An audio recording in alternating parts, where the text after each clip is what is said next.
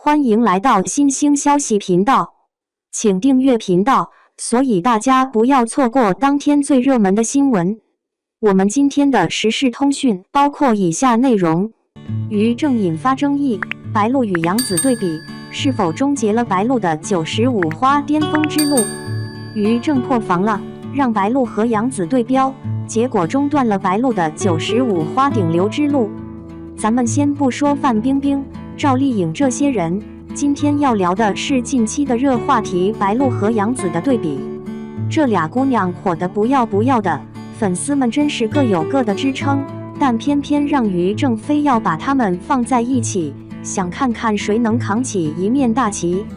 这个操作可就有点让人瞠目结舌了。你说说，一个有着绝对市场号召力的杨紫，再加上白鹿这位后起之秀，结果却让白鹿在不知不觉中被狠狠压了一脚。在微博之夜国色芳华的巨宣一炮而红，杨紫装扮亮相，全程都是宣传大使的架势，而白鹿坐在第3排中间，旁边的虞书欣坐在第2排。想想看，当时的白鹿心里的有多失落，简直就像是在学校里被叫去举手回答问题的那孩子，明明已经准备好了，却被老师叫了别的同学。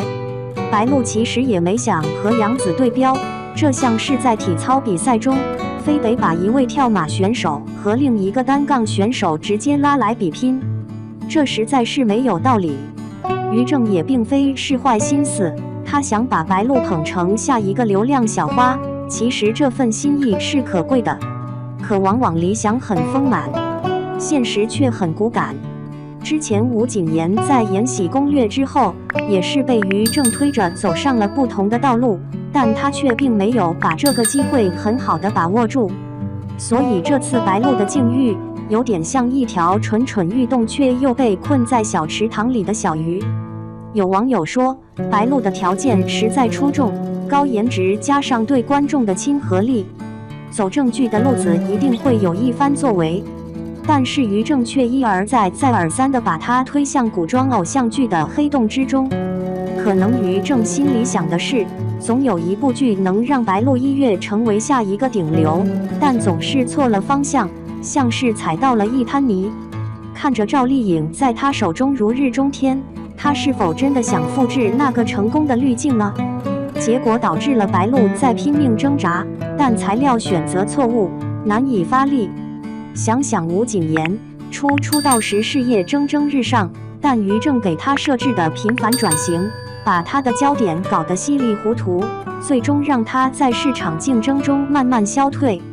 吴谨言的粗糙其实是因为他沉迷于演绎古装，反而在现代剧中显得有点刺眼。现在的白鹿情况似乎并没有太多改变，于正给他的资源绝大部分仍是古偶剧，明明他适合更细腻清雅的角色，却被强行塞进了色彩斑斓的古装戏中。想象一下，他高贵的气质却被那满脸的剧妆掩盖，未免有点叫人心疼。说实话，白鹿的职业生涯完全可以转向清雅的角色，像是刘涛、宋佳那种，这样的选择会更能展现她的真实魅力，而不是盲目跟随于正的步伐。一方面，杨紫确实在平台和观众心目中树立了强大的影响力，另一方面，白鹿跟这种影响力比拼的方式，不禁让人想问，这样真的对她的事业有益吗？可是回答并不简单。白鹿是一位94年出生的女演员，虽说与杨紫只差2岁，但她的出道时间相对较晚，经历的风风雨雨，可以说都是绳索上的舞者。而于正如果能在她心中有个点滴清晰的认识，包括选择适合白鹿的角色，或许能让这位小花的未来更具前景。再看看杨紫，她从甘蔗到现代再到正剧，始终能走得稳妥而自如。也许这就是于正应该考虑的，别总把自己的小花放在高压之下，也该给他们跟随自身节奏的空间。有时候话说得简单，事情其实很复杂。你想想看，如果白鹿能如同春花那般绽放，未必就要与杨紫对标，而是想着如何在95花中崭露头角。或许于正会想，为什么不让他与赵露思、虞书欣比拼？这样一来，反而更容易找到属于他自己的道路，而不是跟常青藤做比较，难免成为相互拉扯的棋子。现在的市场激烈竞争，每个剧目都肩负着火爆的期望。就在大家期待着《白夜繁星》和《国色芳华》的对决时，不禁让人感到未来有多不确定。特别是开年大剧，无疑是压力巨大的。尽管《白夜繁星》的造型颇具话题性，剧情也丰满，但若选择在与《国色芳华》的55开上对打，风险显而易见，真是让人心急如焚。纵观整件事，白鹿必须得重新定位自己的潜能，找到适合的剧本和角色。毕竟圈里有句俗语说得好，水土不服，栽什么都白搭。既然身处市场，白鹿就必须得认清自身的优点和不足，用心去选择能引导他的道路。未来的演艺生涯中，或许在某个机会来临时，她会蜕变成身价不菲的女主，寻找出属于她自己的黄金时代。只不过，先得找到那个对的方向，不然就真的变成了人们嘴边的对标工具，而不仅仅是白鹿这位年轻演员。这条路是一条漫长的旅程，一不留神就可能迷失在光影之间。从小花到顶流，白鹿须的支撑住历史的痕迹，未必非要对标谁。找到真正适合自己的轨迹，稳扎稳打，才能在这条青涩的道路上走得更加从容。只愿他在未来的日子里，找到那条通向光明的道路，展翅高飞。2. 全靠粉丝和路人支撑，白鹿的《白月繁星》能够有现在成绩已然不易。《白月繁星》是在非议声中被抬出来的。众所周知，现在观众对于仙侠剧早已不如当初那番喜爱，人设和情节千篇一律，比如出身高贵的男女主，经历生生世世的虐恋，再配上几首虐心的影视 OST， 看多了自然而然观众产生了审美疲劳。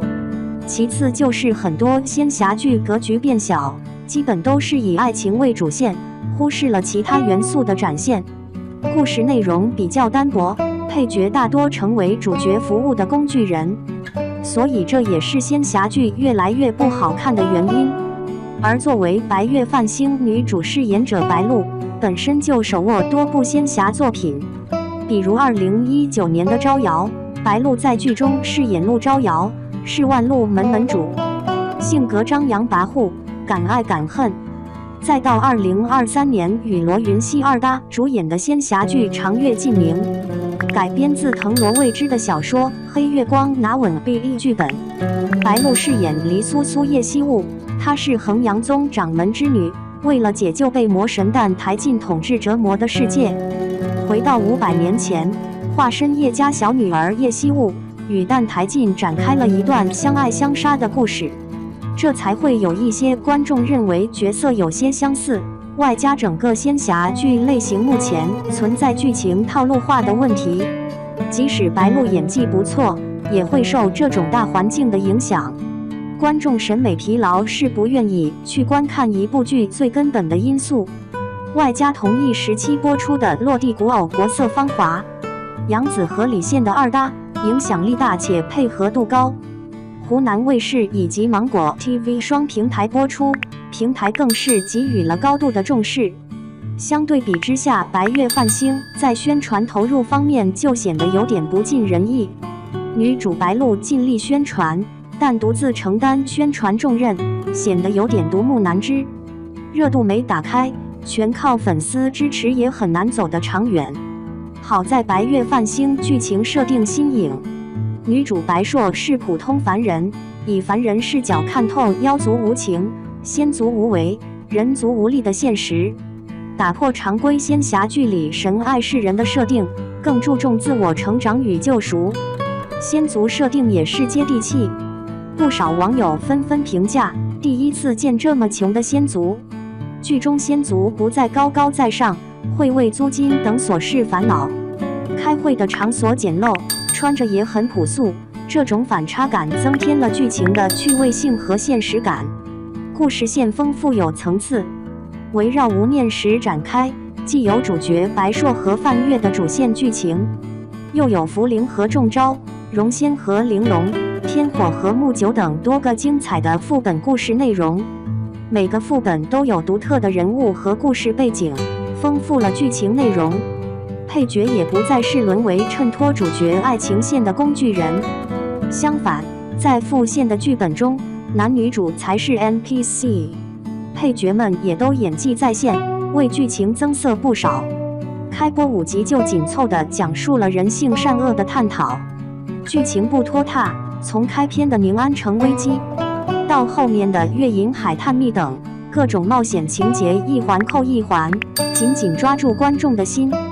也吸引了不少路人前去尝尝咸淡。总体来说，一部网剧能够有现在的成绩已是不易，毕竟短时间要改变观众对仙侠剧的固定化印象很难。期待后续白月繁星更多精彩的剧情。